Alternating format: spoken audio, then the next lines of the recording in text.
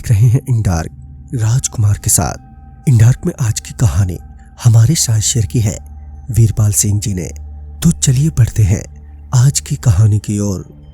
हाल में ही हम चारों दोस्तों ने घूमना फिरना शुरू किया था और उस शाम भी तालाब के पास बनी एक छोटी सी पुलिया की दीवार पर बैठकर हम सभी हंसी मजाक कर रहे थे कि बातों बातों में मेरे एक दोस्त ने, जिसका नाम टीनू था, वो बोला, अरे यार थोड़ा इधर उधर तालाब के आसपास घूमते हैं ना, बैठकर क्या करेंगे।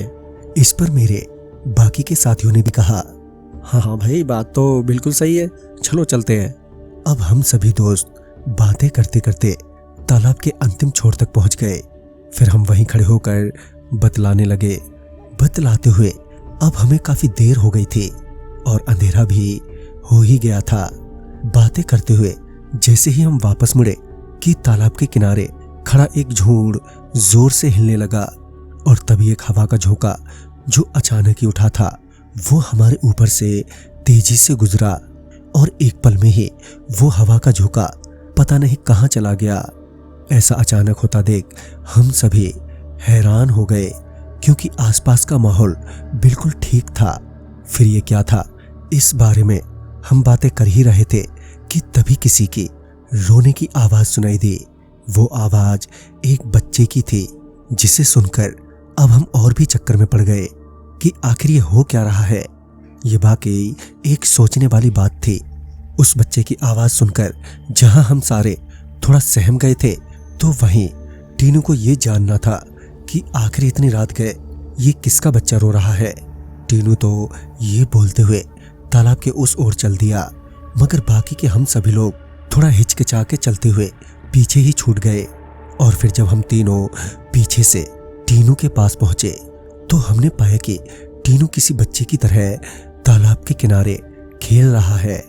तभी मैंने टीनू को आवाज देते हुए कहा, अबे ओ क्या कर रहा है ये, पागल तो नहीं हो गया कहीं तू। पहले तो हमें लगा था कि वो मजाक कर रहा है, जैसा कि वो अक्सर करता था हमारे साथ। उसे उछलता कूदता देख मेरे दोस्तों ने टीनू से कहा, टीनू देख भाई अब बहुत मौज मस्ती हो गई, वैसे भी रात काफी हो गई है, चल अब घर चले। ये बोलकर हम तीनों घर जाने के लिए पीछे मुड़ गए और चलते चलते टीनू से कुछ दूर भी चले आए, ये सोचकर कि वो हमें जाता देख खुद पे खुद नौटंकी छोड़कर पीछे आने लगेगा। मगर उस पर थोड़ा भी फर्क नहीं पड़ा। वो किसी 10 से 12 साल के एक बच्चे की तरह वहीं खेलता कूदता रहा, जिससे हमें लगा कुछ तो गड़बड़ है। साथ ही अब जो पहले बच्चे की रोने की आवाज आ रही थी वो भी आनी बंद हो गई थी। लिहाजन हम वापस टीनू के पास पहुंचे और जबरदस्ती टीनू को खींचते हुए साथ ले जाने लगे, मगर वो हमारे साथ आने के लिए बिल्कुल भी तैयार नहीं था और हाथ छुड़ाने की पूरी कोशिश कर रहा था।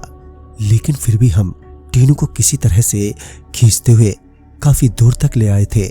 तभी अचानक ही टीनू को क्या हुआ कि उसने हमें इतनी जोर से धक्का दिया कि हम तीनों उससे काफी दूर जाकर गिरे।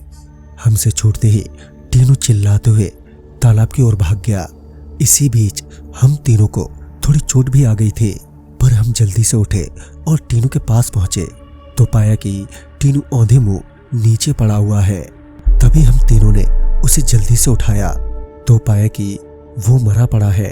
उसकी सांसें बिल्कुल बंद है और दिल की धड़कनें भी चल नहीं रही हैं। उसे मरा देख हम सब दंग रह गए और एक दूसरे का मुंह ताकने लगे। हम एक दूसरे को देख ही रहे थे कि तभी किसी ने टीनू की आवाज में कहा, चले जाओ यहाँ से, नहीं तो तुम भी मारे जाओगे। टीनू की आवाज में मिली इस चेतावनी से हम तीनों बहुत ही ज्यादा डर गए। हम तीनों जहां डर से कपकपा रहे थे तो वहीं अब हमें कुछ सूझ भी नहीं रहा था। तभी उस बच्चे की रोने की आवाज फिर से आने लगी। वो आवाज सुनते ही हम तीनों अपने आप ही वहां से भाग खड़े हुए और सीधे अपने घर पहुंच गए। मगर हम तीनों में इतनी भी हिम्मत नहीं थी कि हम अपने कमरों से बाहर निकलते। लिहाजा हम तीनों घर के एक कोने में चुपचाप बैठे रहे। हमें ऐसा लग रहा था कि टीनू दरवाजे पर ही है। खैर पूरी रात ऐसे ही दहशत में बीती और सुबह होने पर भी हम तीनों जो के तो ही बैठे हुए थे। अब बाहर लोगों की चहल पहल की आवाजें भी आने लगी थी, मगर हम अभी भी अंदर ही बैठे थे कि तभी हमने किसी को कहते सुना, अरे भाई टीनू मर गया यार, टीनू मर गया, उसकी लाश तालाब के किनारे पड़ी हुई है। ये सुनकर हमारे कान खड़े हो गए कि तभी दरवाजे पर किसी ने खटखटाया। जब हमने दरवाजा खोला तो पाया कि सामने सरपंच का बेटा खड़ा है, जो हमें शक की निगाहों से घूरता हुआ बोला, क्यों भाई, तुम ही थे ना टीनू के साथ कल रात? इतना बोलते ही सरपंच का बेटा बोला, चलो तुम्हें चौपाल पर बुला रहे हैं सब। जब हम तीनों चौपाल पर पहुंचे तो पाए कि वहां भीड़ जमा है और टीनू की लाश वहीं पड़ी है। इससे पहले हम अपनी सफाई में कुछ कहते कि तभी दरोगा जी भी वहां पर आ पहुंचे। उन्हें देखते ही हम तीनों की सिट्टी बिट्टी गुल हो गई। दरोगा जी इससे पहले हमसे कुछ पूछते कि हम तीनों हाथ जोड़ते हुए उनके पैरों में गिर पड़े और उन्हें सारी बात बताई। हमारी बातों पर उस वक्त तो किसी को विश्वास नहीं हुआ और दरोगा जी हमें थाना ले गए। फिर कुछ दिनों बाद हमें छोड़ दिया गया और जब हम घर आए तो पता चला कि उस जगह पर कई साल पहले एक दबंग आदमी ने एक बच्ची को मार दिया था। तब से उस लड़की की आत्मा वहीं भटकती है और उसी दिन की शाम ऐसी आवाजें देती है जिस दिन वो मरी थी, और जो भी आदमी उसके करीब जाता है तो वो भी मारा ही जाता है।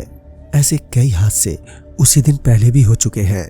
तो दोस्तों, इस कहानी में बस इतना ही। तब तक के लिए बाय एंड टेक केयर।